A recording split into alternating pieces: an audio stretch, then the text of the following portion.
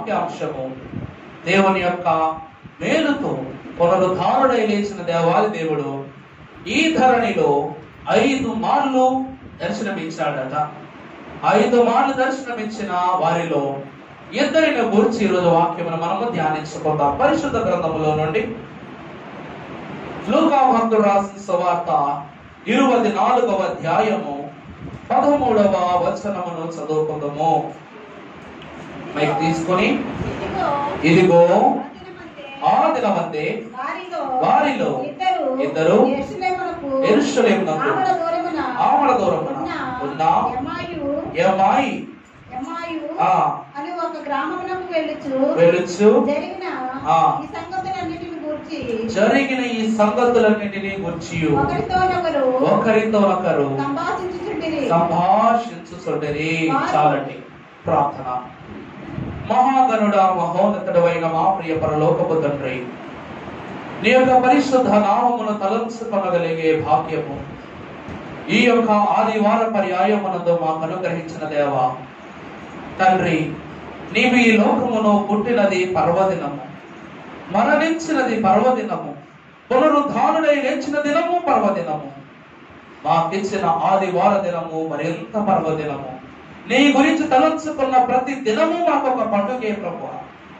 అట్టి ఘనతను తలంచుకొనుచున్న ఇద్దరు వ్యక్తులను గురించి నేను ధ్యానించుకొనుచు ఉండగా నీ సహాయ సహకారములను, నీ వాక్యోక్తి కలిగిన బోధలను నీ బిడ్డల యొక్క హృదయములో పదిలపరచు.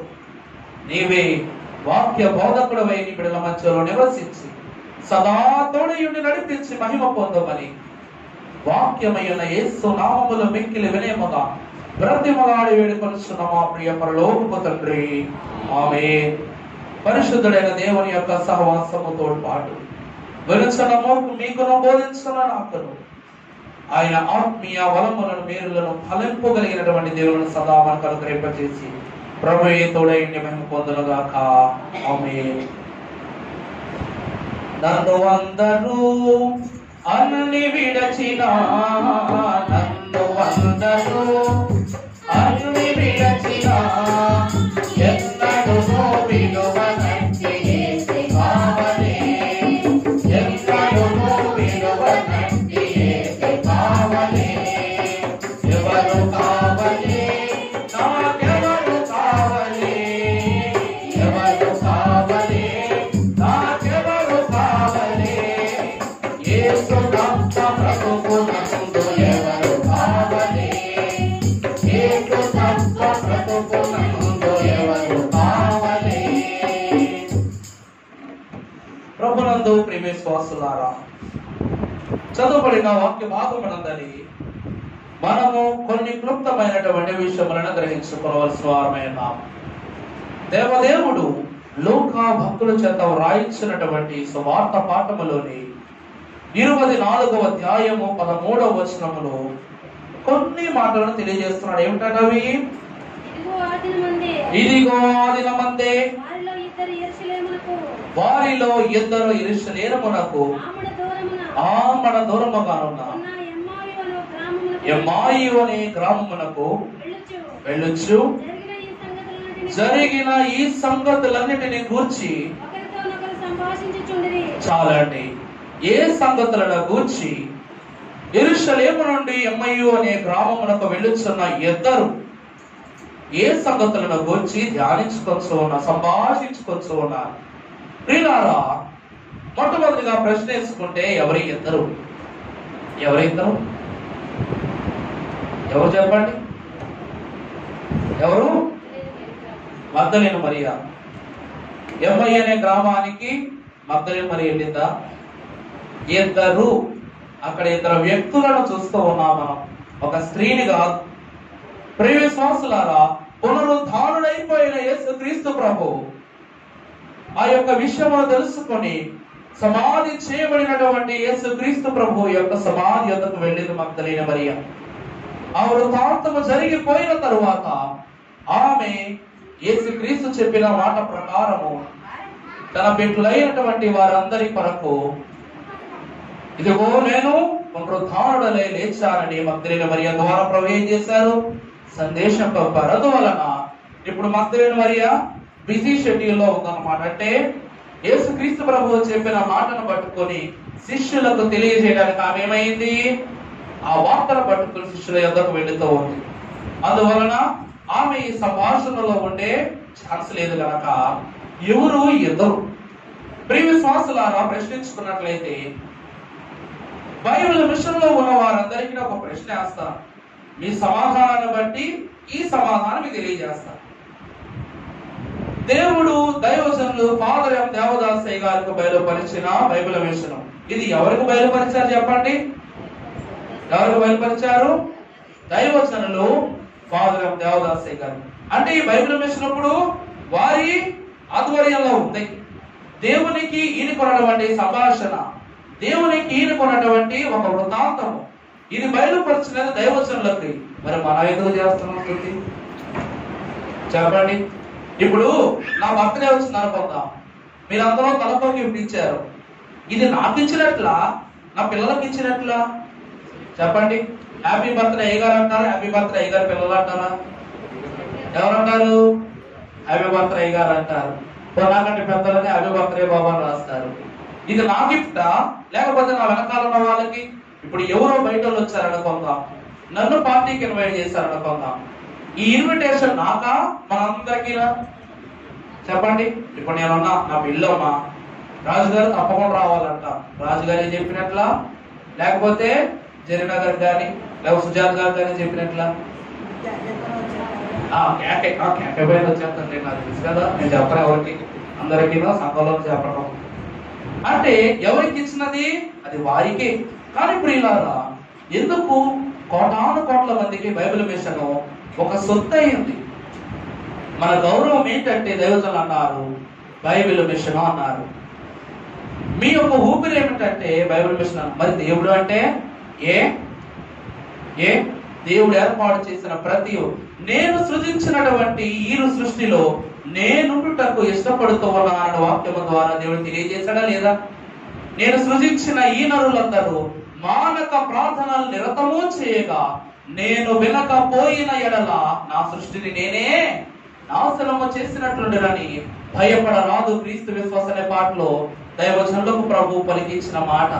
ప్రియులారా, ఇది దేవుడు ఏర్పాటు చేసినటువంటి బహుమానము గనుక ఈ బహుమానం ఇచ్చిన దేవాది దేవుడు దైవజనులకు తోడున్నట్లా కాదా చెప్పండి? అంటే ప్రేమపూర్వకముగా ఇచ్చిన ప్రతి వస్తువులోనూ వారి యొక్క జ్ఞాపకం ఉన్నట్లు దైవజనులైనటువంటి వారు దేవదేవుడు ఇచ్చినటువంటి బైబిల్ మిషన్ లో కూడా వారి యొక్క ప్రేమ దాగి ఉన్నది కనుక దేవుడు దైవజనులకు బైబిల్ మిషన్ ఇవ్వడానికి ముందే వాక్యంలో ఒక మాట చెప్పారు, నేను యెహోవా దేవుడను, అబ్రహాము దేవుడని, ఇస్సాకు దేవుడని, యాకోబు దేవుడు అన్నారు. అలాగే యేసుక్రీస్తు ప్రభువు కూడా దేవదేవుని యొక్క మాటను బట్టి ఒక మాట చెప్పారు. ఏంటి? దేవుడు సర్వసృగుడాన్ని బాగా ఎంతో ప్రేమించారు కదా. పోనీ దేవుడు వెస్ట్ గోదావరిని ఎక్కువ ప్రేమించనా? కొవ్వూరుని ఎక్కువ ప్రేమించనా? మరి దేన్ని ఎక్కువ ప్రేమించాడు దేవుడు? దేవుడు లోకమును ఎంతో ప్రేమించను కాగా తన ప్రియ కుమారుడు ద్వితీయ కుమారుని లోకములకు మనకు అనుగ్రహించిన వాడై ఉన్నాడు. ప్రియ విశ్వాసులారా, దైవజనునికి మాత్రమే ఈ బైబిల్ మిషన్ ఇచ్చినప్పుడు గల కారణం ఏంటో తెలుసా? ఎందుకో కారణమో తెలుసా? ఆయన సన్నిధిని చూసుకోవాలి, ఆయన మోకాళ్ళ ప్రార్థన చూసుకోవాలి. అతడు ఎన్నుకొనబడిన వాడు గనుక. ప్రియ విశ్వాసులారా, ఇన్ని పాపాలు చేసినటువంటి సౌలుకు ఇన్ని పత్రికలు, ఇన్ని సంఘాలు, ఏ రోమా చక్రవర్తులకు అధికారం చేత వారిని చంపే, వారిని హతమార్చు, ఎవరు క్రైస్తవుడు ఉన్నవాడు ఉండకూడదని చెప్పి ఏ అధికారం పొందుకున్నాడు. అట్టి రోమా సంఘానికి అటు రోమా రాజ్యానికి ఏం రాశాడు చెప్పడం? ఒక పత్రిక రాశాడు. అవునా కాదా?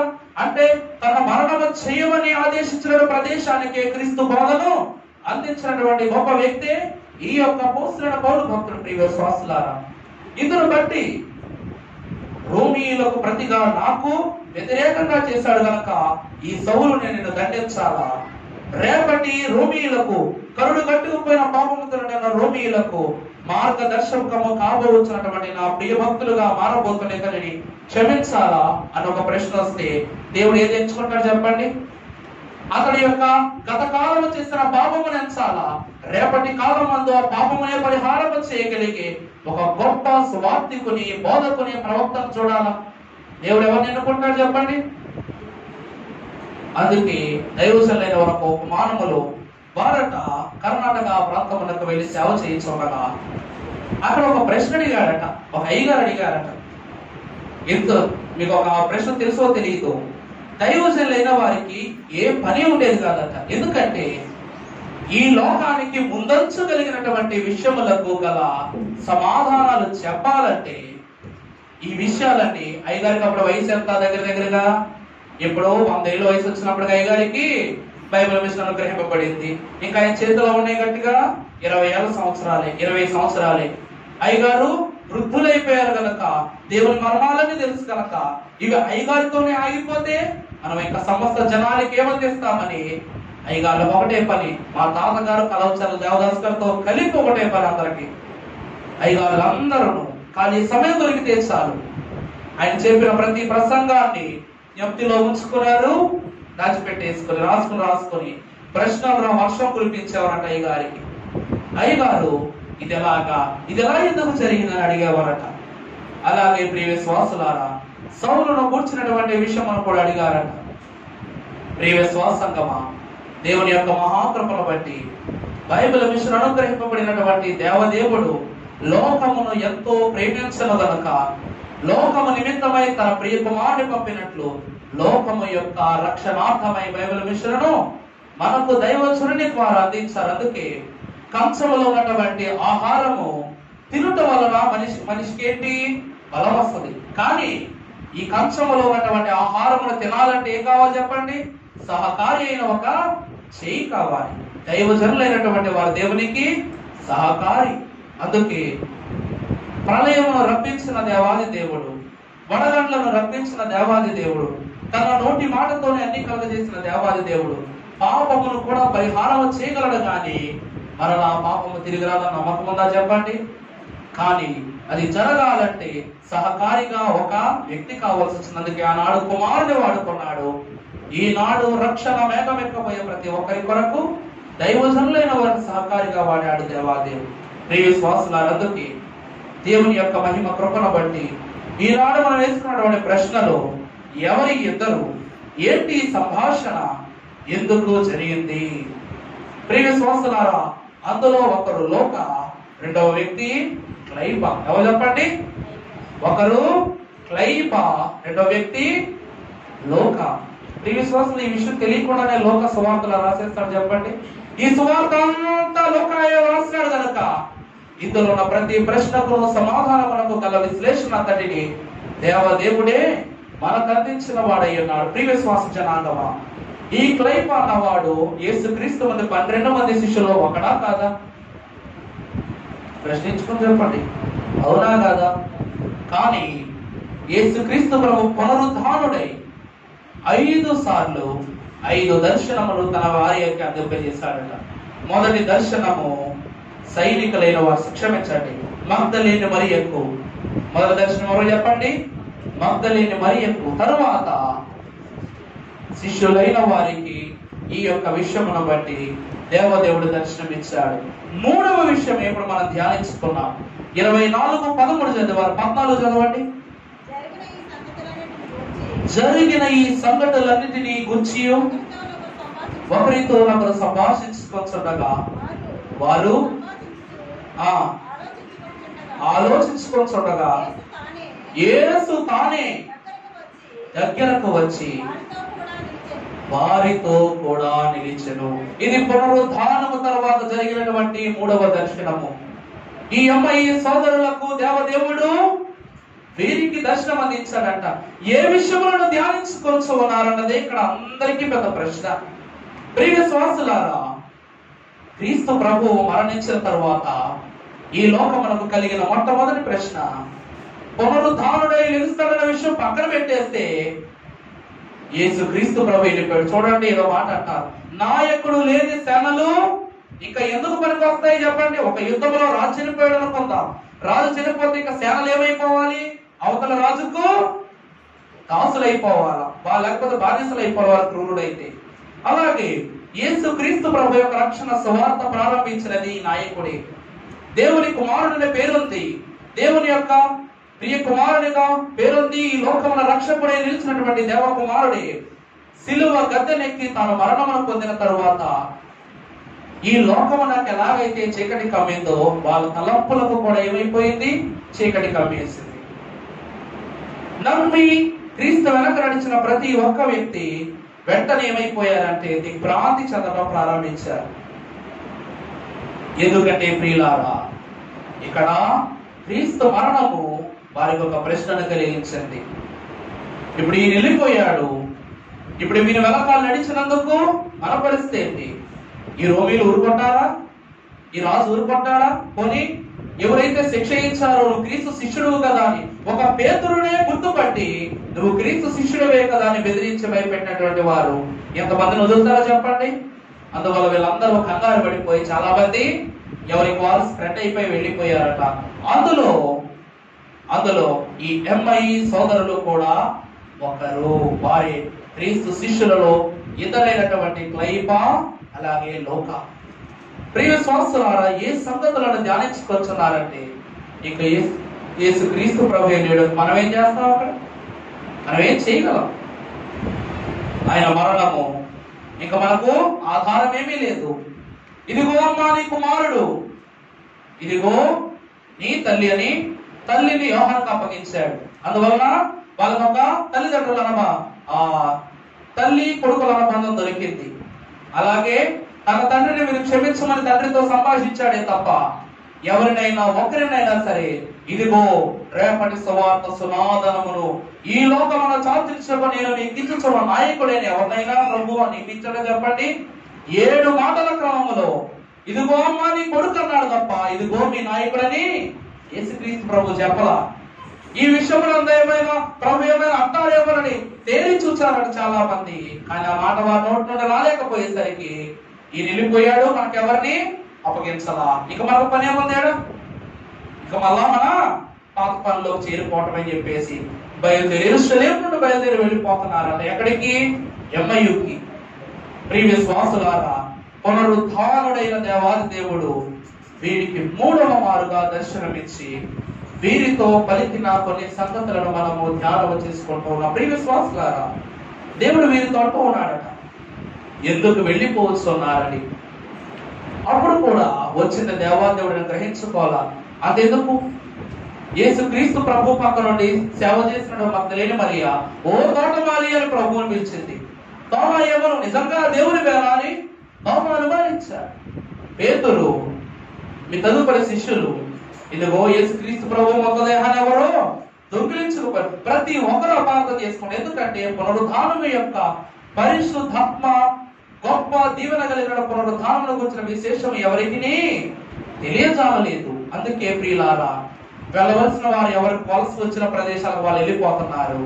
అలాగే అంతుపట్టనటువంటి అనుమానములతో ఉన్నటువంటి వారందరూ క్రీస్తు బ్రతికాడన్న విషయమును పక్కన పెట్టి ఎలా బ్రతికాడు, ఎందుకు బ్రతికాడు, అది దెయ్యమా లేకపోతే ఆత్మ లేకపోతే ఇంకేమైనానా లేకపోతే దొంగలించిపోయారా అని ఎన్ని ప్రశ్నలతో ఉన్నారు. ప్రియులారా, వీరి సంభాషణ గురించి నేడు మనము ధ్యానం చేసుకున్నాం. పరిశుద్ధ గ్రంథములో నుండి లూకా సువార్త 24:13 14 వచనం చదవండి.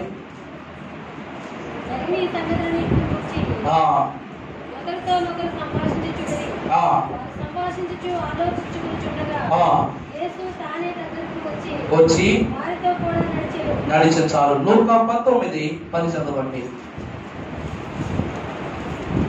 19వ అధ్యాయము 10వ వచనము.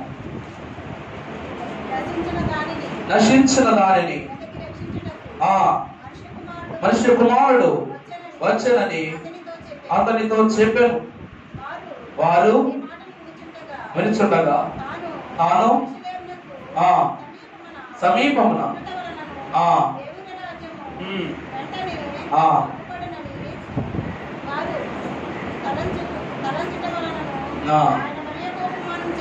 చాలండి. ప్రియులారా, ఒక మాట ఇక్కడ దేవకుమారుడు ఒక మాట తెలియజేస్తున్నాడట. లోకాభక్తుల ద్వారానే 19:10 నశించిపోయిన దానిని వెతికి రక్షించుటకు మనుష్య కుమారుడు ఈ లోకమునకు వచ్చాడు. ఏ నశించిపోవడం చెప్పండి? ప్రియ విశ్వాసులారా, క్రీస్తు పునరుద్ధానుడై లేచి ఈ లోకమునకు తాను లేచినాడని ఒక మాట చెప్పేసి వెళ్ళిపోవడం అనేసి ధరణికి 5 మార్లు మరలా దర్శనం ఇచ్చాడట. అందులో ప్రాముఖ్యమైన దర్శనమే ఈ ఎంఐ సోదరుల యొక్క దర్శనము. మొదటిది శిష్యులందరికీ జరిగినటువంటి వృత్తాంతం ఏమిటంటే, యేసు క్రీస్తు ప్రభు ఏమయ్యాడు చెప్పండి? పునరుద్ధానుడై లేచాడనే ఒక ప్రశ్న. అంటే వీరి కన్నులు మూయబడ్డవని వాక్యము స్పష్టంగా చెప్తా ఉంది. దానికి ఒక మానవగానే లూకా భక్తుడు అలాగే క్లైపా కూడా ఇద్దరు నడుచుకుంటూ వారి గ్రామానికి వెళ్తున్నటువంటి విషయము యేసు క్రీస్తు ప్రభు అంటున్నటువంటి విషయము. వారి కన్నులు మూయబడ్డాయి కనుక పునరుద్ధానుడై లేచి వచ్చిన దేవదేవుని కూడా వారు గుర్తించలేకపోయారు. సంఘమా, అయితే వారాయనను గుర్తుపట్టలేదు. వారి కన్నులు మూయబడెను.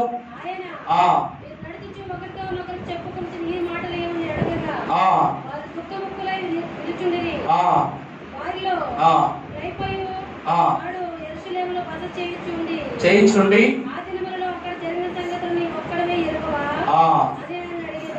చాలండి. ప్రియ శ్వాసులారా, దేవుడు వీరికి ఒక ప్రశ్న వేశాడట. మీ కన్నులు మూయబడ్డాయి, మీరు ఏ విషయమును బట్టి ఆలోచించుతున్నారు? ఆ విషయం మీ కళ్ళ ముందున్నా సరే మీరు నమ్మటం లేదన్నాడు. ప్రియ శ్వాసులారా, 5 రొట్టెలను 2 చేపలను 5 వేలకు పంచినది మీరు చూసారా, చూడలేదా? చెప్పండి.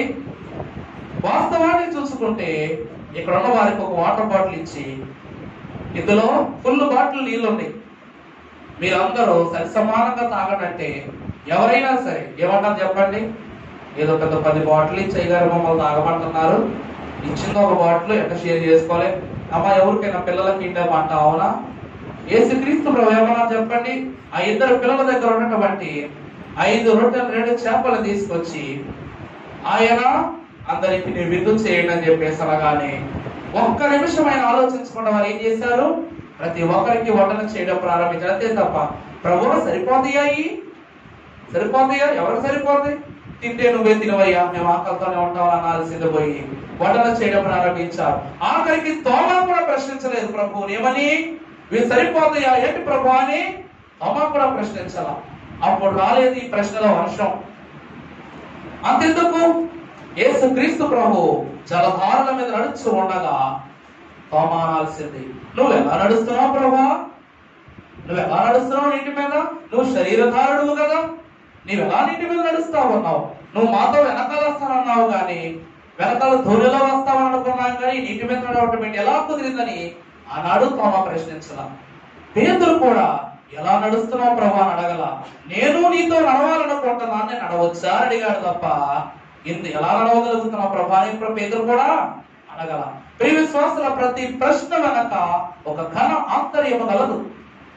కానీ ఇన్ని విషయముల్లోనూ దేవుని బిడ్డలుగా నడుచుకున్న వీరందరూ పునరుద్ధానుడై లేచిన తరువాత, అంటే ఈ లోకమంతా చీకటిగా ఉన్నప్పుడు వెలుగును కొరకు నిరీక్షించిన ఈ జనాంగము సంఘము వెలుగే వీరి ముందు దర్శనమిచ్చుచుండగా చీకటి ప్రపంచంలో ఉన్నట్లుగా మిత్రపోయి చూస్తున్నారట. ఇది ప్రశ్న కాదా? యేసుక్రీస్తు ప్రభు ఈ లోకములకు వస్తాడని చీకటి ప్రాంతములను చీకటి బ్రతుకుల్లోనూ ఉండి ఒక చిన్నటి వెలుగు కోసం వారు నిరీక్షించి చూచారు. అంటే వారి ఆత్మలో ఆనాడు వెలుగు నింపబడింది, లోకమంతా చీకటి ఉన్నా.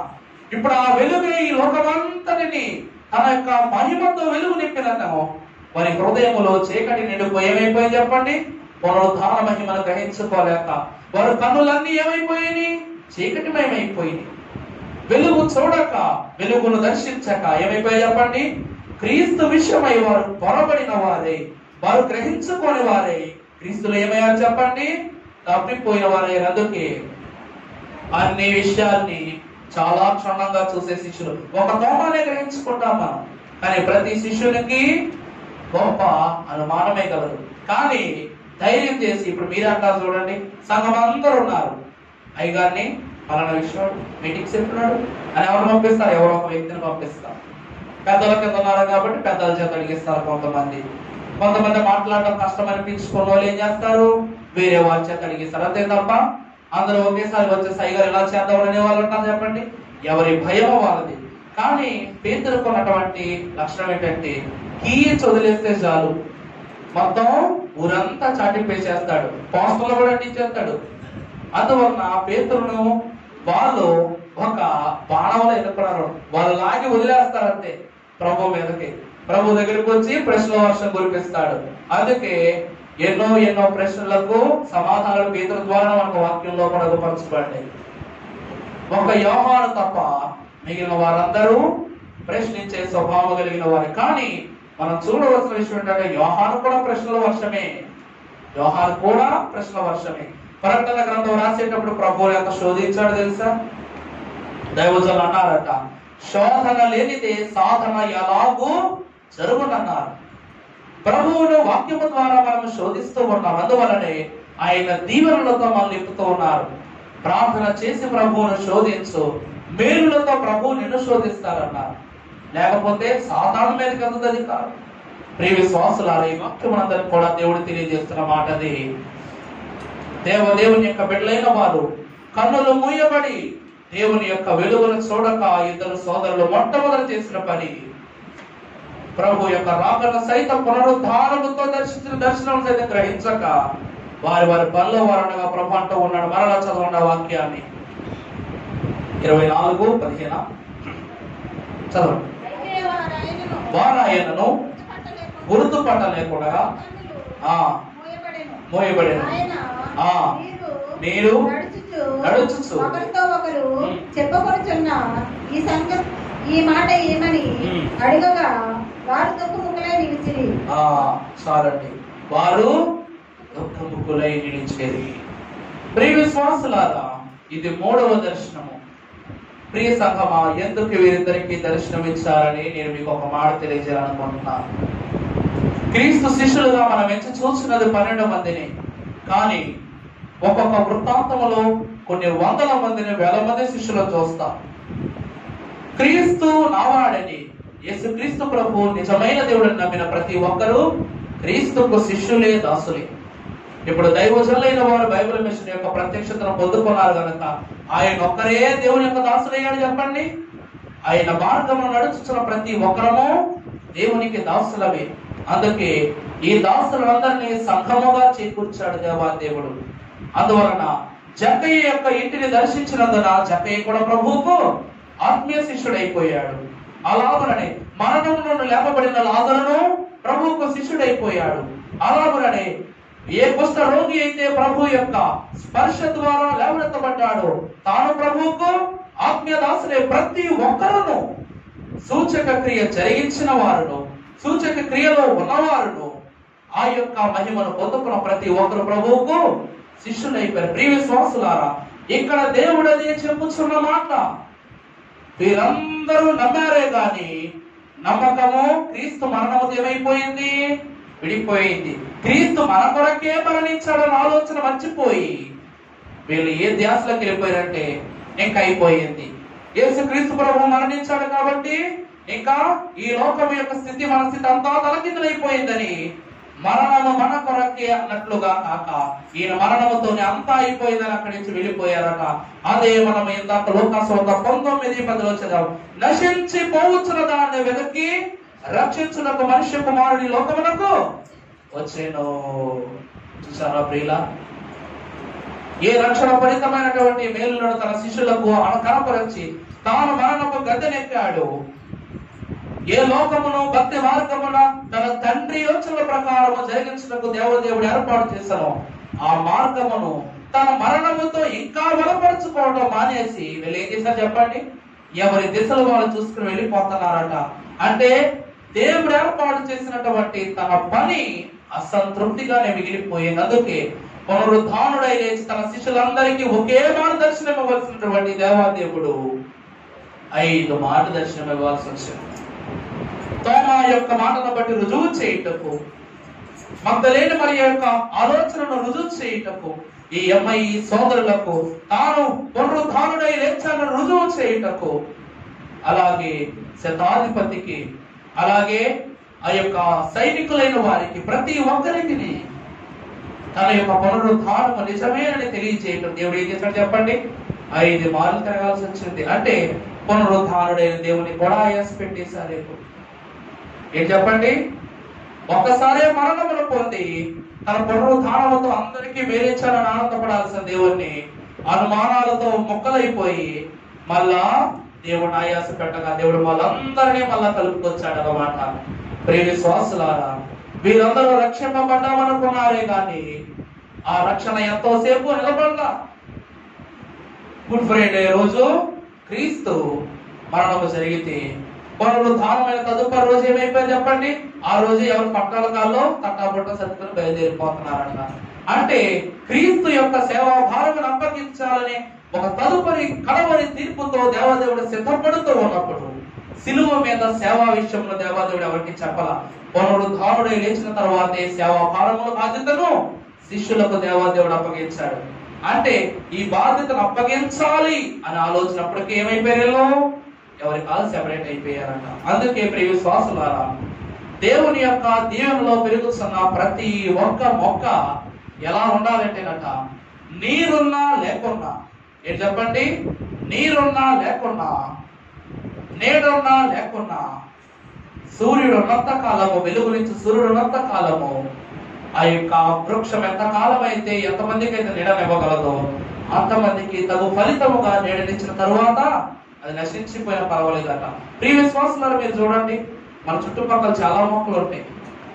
మనం గులాబీ పెంచుకున్నాం అనుకోండి, అదంటే బాగా ఇష్టం కనుక నీళ్ళేసి ప్రతిరోజు దానికి నీళ్లు పోసి అన్ని చేసి పువ్వు పూయగానే కోస్తాల్లో పెట్టుకుంటాం.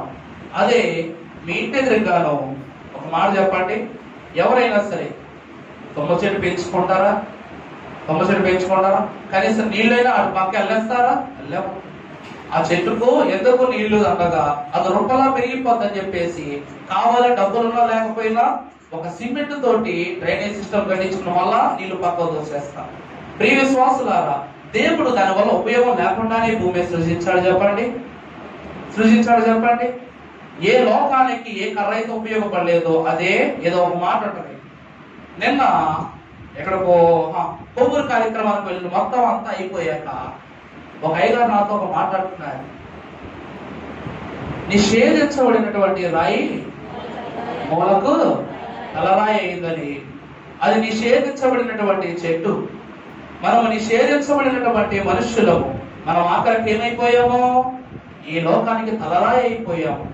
ఏదేను బలములో దేవదూతల చేత, వన్య మృగముల చేత, దేవుని ఆలోచన చేత, సాధారణ చేత హేళన చేయబడి దూరపరచబడ్డాము. అటువంటి రాయి వంటి బ్రతుకులను దేవాది దేవుడు తన యొక్క మహిమ స్పర్శతో ఈ లోకములో మూలకు తల రాయిగా మార్చేశాడు. ప్రియ విశ్వాసులారా, అటువంటి స్వభావమును ఆ అమ్మాయి సోదరులకు కలిగించుటకే దేవాదేవుడు ఏం చేశాడు చెప్పండి? వారికి పునరుద్ధాన దర్శనంలో ఒక భాగమును దింపజేశాడు. అందుకే దేవుడు పునరుద్ధానమును నమ్మని ఎందరో ఎందరో ఎందరో ఈ కాలమునందే కాదు ఆ కాలమునందు కూడా ఉన్నారు. అది ప్రాముఖ్యముగా వారి శిష్యులైన అవటము దేవునికి బాధాకరమగుట వలన దేవదేవుడు ఏం చేశాడు? వారికి దర్శనం ఇచ్చాడు. అందుకే దైవజనులు ఒక పద్యం కూడా రాశారు. ధరణికి ఒక మారు దర్శనం ఇచ్చుట విమల నరావతారము వలనని. ఇంకట విమల నరావతారము వలని. ఆ పద్యం ఇప్పుడు పాడగాని మరలా వచ్చే ఆదివారం పాడతానండి. ఈ పద్యాలు మనకు అంత గెట్టో మా పెదనాన్న గారికి ఆలమన్రావయ్య గారు, నేను వచ్చిన వారికి బాగా తెలుసు. పద్యాలతో పాటలతో ఒక మనిషి హృదయాన్ని గెలవాలంటే 5 తర్వాత నిమిషంలో వారు ఈ పద్యాన్ని పదే పదే పాడుతుండేవారు. ఏంటో నాకు అర్థమయ్యేది కాదు. మా క్లాసులు స్టార్ట్ అయ్యేటప్పుడు కూడా అదే పాఠంతో మాకు మొదలు పెట్టారు. ఈ ధరణికి ఒక మారు దర్శనం ఇచ్చుట, అది కూడా విమలన రావతారము వలనని ఆయన దర్శనం ఇచ్చిన ఈ లోకం నమ్మలేదట. ఎందుకంటే ప్రియులారా, గొర్రెల కాపరులైన వారు కూడా క్రీస్తును చూచి ఈయన నిజంగా మెస్సయ్యేనా అన్నారట. ముందు ఎవరు చెప్పండి? మెస్సయ్యేనా అన్నారట. దోకొచ్చి చెప్పింది, నమ్మల. పరుగును వెళ్ళిపోయారు తప్ప సాధారణ మానవుల్లా ఉన్నాడు, ఈ నిజంగా క్రీస్తేనా నమ్మలేదట. అలా నమ్మలేనటువంటి వారు జ్ఞానులు వచ్చి సర్టిఫై చేశాక ఏదో ఉంటుంది చూడండి, బర్త్ సర్టిఫికెట్ ఇస్తేనే ఈ లోకమున మనం పుట్టినట్లు అన్నట్టు వాళ్ళు వచ్చి ఈయన నిజంగానే ఈ యొక్క లోకమును ఉద్ధరించుటకు, ఘనపరచుటకు, మహిమపరచుటకు వచ్చిన దేవకుమారుడు సర్టిఫికెట్ ఇచ్చాక అప్పుడు నమ్మారట. అంటే ఒకసారి దర్శనమిచ్చినా నమ్మని లోకము, తాను అద్భుత కార్యములు చేసినా చూడని నమ్మని లోకము, తన మరణము ద్వారా మహిమపరచబడిన నమ్మని లోకము, పునరుద్ధానుడైతే మాత్రము నమ్ముద్దా అన్నారంట గారు. అందుకే దైవజనులు అంతా ప్రసంగం చెప్పి ఈ రోజు మేము బోధలు చేస్తున్నాం, ఈ బోధ ఆలయ ప్రాంగణం వరకు నేనా, మీ హృదయం అనే ఆలయంలోకి చేరుతున్నాయని అనగానే చేరుతున్నాయి గారు అన్నారంట. బయటికి వెళ్ళాక అయ్యగారు ఒక రోజంట ఒక ఇంటి ప్రార్థనకు బయలుదేరి వెళ్తా ఉంటే ఈదులో కొట్టేసుకుంటున్నారంట. ఒక 2 కుటుంబాలు చిత్త కొట్టేసుకుంటున్నాయట. అయ్యగారు చూస్తూ చూస్తూ వెళ్ళిపోతున్నారంట. ఈయన ఆలోచన అప్పుడు అనిపించింది అనమాట. వాళ్ళని చూసి ఆయన మనసులో అనుకున్నారట, మీ హృదయం అనే ఆలయంలోనికి చేర్చబడినవి వేనా మాటలు అన్నారట మనసులో. ఈయన అనుకున్న మాటలను వాళ్ళ మనసులోకి అనిపించి గొడవ ఆపేశారంటే, అయ్యగారు వచ్చారు తప్పట గొడవ పడకూడదు అంటున్నారంట. అప్పుడు వెళ్తున్న అయ్యగారు వెళ్ళిపోతున్నారు, అలాంటిది గొడవ ఆపకూడదు వెనక్కి వచ్చి, నన్ను చూసేందుకమ్మా గొడవ ఆపుతున్నారు, నన్ను చూసేందుకమ్మా గొడవ ఆపుతున్నారు, ఇప్పుడు నేను లేకపోతే, నేను మిమ్మల్ని చూడకపోతే ఇంక గొడవ పెట్టుకుంటానే ఉంటారు కదా అడిగారంట. అయ్యగారు పలానా పలానా అంటే దేవుడు ఏమన్నాడు, నీ శత్రువును సైతము ప్రేమించు అన్నాడు. అలాగే నీకు ఎవరైతే అపకారము తలపెట్టాలనుకుంటున్నారో వారిని గురించి నువ్వు ప్రార్థించు అన్నాడు దేవుడు. నువ్వు ఇక్కడ ప్రార్థన చేయట్లేదు, ప్రేమ చూపించట్లేదు, మరి ఏం చేస్తున్నావు? దూషణ చేయగా ఎంతమంది సమూహం మధ్యలో నువ్వేం చేస్తున్నావు? గొడవకు కారణముగా మార్చబడ్డావు కనుక పరలోకములో మెట్టు నీకు తగ్గిపోయిందని చెప్పి వెళ్ళిపోయారట. అంతే, ఆ ఒక్క రోజన్న మాట తర్వాత ఆమె మరణించేంత వరకు గొడవ జోలికి వెళ్ళలేదట. ఆమె యొక్క జీవితంలో ఒకనాడు ఇల్లు కాలిపోయిందట. మానవుల సహకారం కొరకు ఎవరి దగ్గరికి వెళ్ళి చేయి చాపల సన్నిధికి వచ్చి ప్రార్థన చేసుకుని వెళ్ళేదట. ప్రియ విశ్వాసులారా, అంటే దైవజనులు ఆనాడు చెప్పినటువంటి మాటలో వారు ఒక ఆంతర్యంలో గ్రహించుకున్నారు. ప్రత్యక్షముగా దేవుని యొక్క వాక్కులను చెప్పిన వ్యక్తులని నమ్మని మనము రేపు దేవుని యొక్క వార్త ఆయనే వచ్చి చెప్పినా నమ్ముతాం చెప్పండి? నమ్మం. అందుకే దైవజనుల ముఖాముఖి చెప్పారట, ఈ రోజు మేము చెప్పినే గ్రహించట్లేదు, నా స్థానములో దేవదేవుడే ఉండి బోధించిన మీరు మారరు అన్నారంట. శిష్యులైన వారికి దేవదేవుడే కదా బోధించింది. పునరుద్ధానమును జీవమును నిత్య జీవమును అన్ని నేనేనన్నాడు. ఇవన్నీ మూకొట్టి ఆయన మరణించిన తర్వాత ఇవన్నీ అదృశ్య లోకానికి వెళ్ళిపోయింది. మరలా పునరుద్ధానుడై లేచిన తర్వాత నేను మీకోసమే వచ్చానని ప్రేమపూర్వకముగా హత్తుకునే లోపు ఒకరొకరు ఏమన్నారు, నువ్వు నిజంగా యేసుక్రీస్తు ప్రభువేనా, నిజం చెప్పు, నువ్వు దెయ్యానవు కదా ఒకరు, ఇది సాధ్యమేనా అని ఒకరు, అలాగే పేర్లు పెట్టి చెకింగ్ చేసేది ఒకరు. ఇలా వీళ్ళారా ప్రభువును శోధించడం ప్రారంభించారు. ఆ లెక్కలో చూసుకుంటే ఇప్పుడు ప్రభు ఏ బోధించినా మనం నమ్ముతామో చెప్పండి? ఖచ్చితంగా నమ్మం. అందుకే ప్రియులారా, ఈ ఇద్దరు సోదరుల యొక్క చీకటి మూయబడిన కన్నులు తెరవబడిచి దేవుని యొక్క మాటను, దేవుని యొక్క వాక్కును తెలియజేయటకు దేవదేవుడు ఏం చేయాలి చెప్పండి? వారికి దర్శనం ఇచ్చాడు. అందుకే ప్రియ సంఘమా, దేవుని యొక్క మేలును బట్టి, ఆలోచనలను బట్టి ఘనపరచబడిన ప్రతి ఒక్క ఆత్మీయ విశ్వాస జీవితంలో తెలియజేయవలసిన గొప్ప విషయం ఏమిటంటే, దేవుడు కనబడినను కనబడకున్నాను, దేవుడి యొక్క తలాంతులు మన యందు జరిగినను జరగకున్నాను, దేవుడు ఉన్నాడని నమ్మిన ఎడల ఇక్కడ నీవు కోల్పోయినది ఏదైతే ఉందో దానికి ప్రతిగా దేవుడు ఏమన్నారు? నాకు సామెత కూడా గుర్తు రావట్లా, బూడిదకు ప్రతిగా బూదట. ఎంత గొప్ప కిరణబాబాయ్ గారు పదే పదే అంటారు ఈ మాట. బూడిదకు ప్రతిగా బూదంటే ఏంటయ్యా, నాకేమర్థం కావట్లా. నీ బూడిద బ్రతుకు, బూడిద శ్రమలు, జీవితం అంతా ఒక పనికి రాని వ్యక్తి వలె వెలివేసిన నీ స్థితి రేపొద్దున్న ఘనమైనటువంటి సత్కారములతో పరలోక దూతలు, పరలోక పరిశుద్ధులకు ఘన దీవెన. మనం ఏమని చెప్పా? వరుడు కొరకు ఈ వధువు సంఘం చూస్తుంది, కానీ ఈ వధువు సంఘం కొరకు వరునితో పాటు తండ్రి అయిన దేవుడు, పరలోక పరిశుద్ధులు, సర్వదూత గణములు వేచి చూస్తూ ఉన్నట. మన ప్రాముఖ్యత అంత గొప్పదక్కడ. అందుకే ప్రియులారా, ఇక్కడ పుట్టిన మనము ఎలాగో జీవించామన్నది కాదు, దేవునిలో ఎలా చిగురించామన్నదే కావాలి. ఆ మాటను తెలియజేయుటకి, తప్పిపోతున్న నశించిపోయేదాన్ని వెదక్కి రక్షించుటకు తన శిష్యులకు దేవాదేవుడు దర్శనమిచ్చాడట. అటు దర్శన భాగ్యమును ఈ పునరుద్ధాన దినము తర్వాత అది ఏకీభవించిన మీకు దేవుడు తెలియజేయాలని ఆశపడ్డాడు కనుక ఈ వాక్యం ఎంచుకోవడం జరిగింది. దేవుడి కొద్దిపాటి వాక్యమును మీ హృదయంలో బదిలపరిచి ప్రభు మహిమ పొందునుగాక. ఆమేన్. పరిశుద్ధురానికి స్తోత్రములు. ఈ కొద్ది మాటలను దీవించుము నాయన. తండ్రి, మేము నశించిపోవచ్చున్న వారమే, వెదకి రక్షించుము నాయన. తండ్రి, నీవేమిటో తెలుసు, నీ మహిమేమిటో తెలుసు. కానీ నాయన, లోకపరమైన విషయములను బట్టి చాటింపబడిన దీవెనను, ఇయ్యబడినటువంటి మేలును కోల్పోయి ఎన్నో విషయములలో దారి తప్పిన వారమై ఉన్నాము. వెదకి రక్షించుము, రక్షణ అనుగ్రహించుము.